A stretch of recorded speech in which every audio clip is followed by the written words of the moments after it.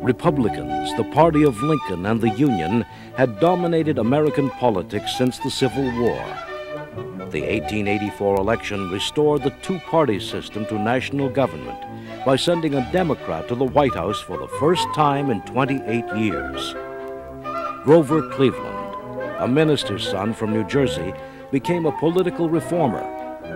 His integrity earned him the nickname Grover the Good, and he was elected governor of New York.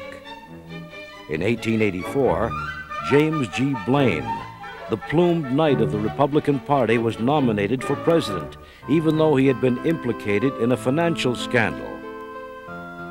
The Democrats responded by nominating Cleveland, a national symbol of clean government. Blaine was pilloried as corrupt and arrogant. Then Cleveland was accused of fathering a child out of wedlock. He did not refute the charge. It was an outlandish campaign. The campaign got real dirty as the Republicans began chanting, "Ma, Ma, where's my pa?" But the Democrats got the last laugh on that when after the election they began to sing, "Gone to the White House, har, har, har." And indeed, Cleveland did win a narrow victory in 1884. In his inaugural address, Cleveland promised reform, but other issues demanded his attention. Industrial expansion and immigration had created vexing social problems. Immigrants were targets of ethnic violence. Life in urban ghettos shattered the dreams of many of America's newest citizens. But those dreams still existed, and America remained a magnet for people the world over. In October of 1886, a new symbol of the American dream was set in place as President Cleveland unveiled the Statue of Liberty in New York Harbor. To cure ills unsolved by medicine, Americans were turning to a vast array of cure-alls, billed as home-brewed remedies or Indian cures. The patent medicine industry was booming. One Atlanta pharmacist advertised a new drink as an ideal nerve tonic and stimulant. He called it Coca-Cola. The appalling conditions of industrial workers had given rise to a growing labor movement. Disputes often became violent. Cleveland was perplexed by the labor problem, but still moved ahead with his reform program, establishing the Interstate Commerce Commission. The Interstate Commerce Commission, under Cleveland in 1887, was the first independent regulatory agency and established the basic practice by which, throughout our history, the American government would deal with the regulation of business. That started under Grover Cleveland and was the notable legislative change of his era. Cleveland's economic policies would prove his political undoing. He was unseated by Republican Benjamin Harrison. The only president to marry in the White House, Cleveland took his 22-year-old ward, Frances Folsom, as his bride. As the Clevelands prepared to leave the White House in 1889, the popular First Lady told the staff to take care of the home. She said she and the president would be returning in 4 years' time. He answered his own phone in the White House. He answered his own doorbell in the White House. He wrote all of his own speeches, sometimes for better, sometimes for worse, studied all of the measures and legislation himself until 2 in the morning, and then after 18 hours of work would sigh, lean back, and say to his secretary, "Well, let's knock off and call it half a day."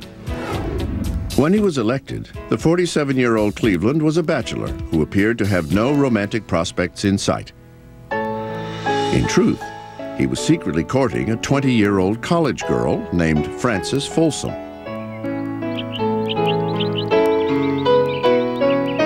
As soon as Frances graduated from college, Cleveland proposed marriage, and on June 2nd, 1886, Grover Cleveland became the first and only president to get married in the White House. The wedding was celebrated across the nation, and overnight the American public fell in love with the beautiful new First Lady.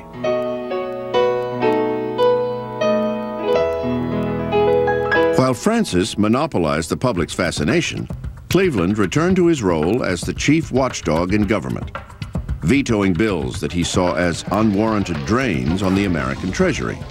Well, in one of his veto messages, he said, while the people should support the government should not support the people.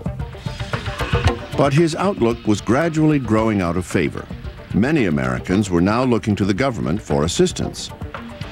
This was a period where it was becoming more and more clear that the federal government was not keeping up with changes in American society at large. Particularly unpopular was Cleveland's objection to pensions for Civil War veterans. One of the questions was, how could you tell that Grover Cleveland stays up past midnight vetoing pension bills? And the answer is because he's often so much in the dark about them.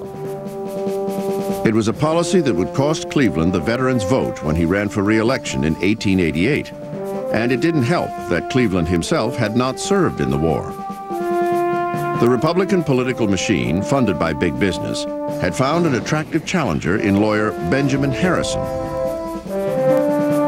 Harrison was a Civil War veteran, sympathetic not only to his fellow comrades, but to the special interests of those who ran his campaign. He quickly became the money candidate. And the big money issue that dominated the campaign was the Republican-backed protective tariff levied on foreign goods. For most of the 19th century, for all of their existence as a political party, the Republicans had been the party of protectionism. This was conceived as necessary for the emergence of American industry in a time when the United States was industrially a laggard in world affairs. The tariff was the hottest political issue in the 1888 campaign, and the country was clearly divided. In an election comparable to the 2000 race, Democrat Cleveland actually won the popular vote. But Republican Harrison became president because he won in the Electoral College. Upon her departure from the White House, First Lady Frances Cleveland told the staff to take good care of the place. They'd be back. Republican Harrison became president because he won in the Electoral College. Upon her departure from the White House, First Lady Frances Cleveland told the staff to take good care of the place. They'd be back.